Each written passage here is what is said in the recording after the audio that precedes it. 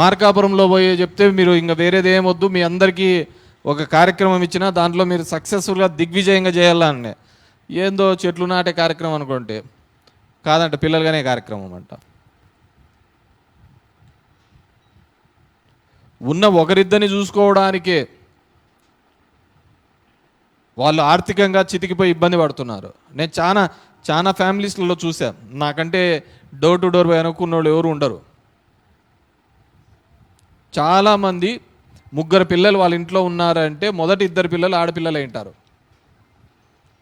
ఆ మగవాడి కోసం మగపిల్లాడికి పుట్టాలని చెప్పేసి మూడో వాళ్ళని కనింటారు. There are N number of incidents. ఉన్న ఇద్దరు పిల్లలకు ఈరోజు ఈ దేశంలో ఉన్న పరిస్థితుల రీత్యా నిరుద్యోగ సమస్య వెంటాడుతుంది. చేయడానికి పనులు లేకుండా ఇబ్బంది పడుతున్నారు. తినడానికి 3 పూట్లుగా ఖచ్చితమైన భోజనం లేవు. పిల్లలు చదివించలేక డ్రాప్ అవుట్స్ అవుతున్నారు. ఈ విధంగా ఆర్థికంగా కానీ చిన్న భిన్నమవుతున్న కుటుంబాలు, పెద్ద కుటుంబాలనే ఆ కాలం పోయింది. నోటికి ఎంత పడితే అంత చెప్పడం, పోవడం, పోతా ఉండడం.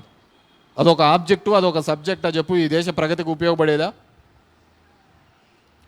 ఈ దేశ ప్రగతికి ఉపయోగపడేది ఏంటంటే ఒక నలుగురు మంది ఉద్యోగాలు, ఆ కుటుంబం ఆర్థికంగా నిలబెట్టడానికి ఏ విధంగా ఉపయోగపడతారు, దాన్ని తీసుకునే మెజర్మెంట్స్ ఏంటి, స్టెప్స్ ఏంటి అనేది చెప్పాలి.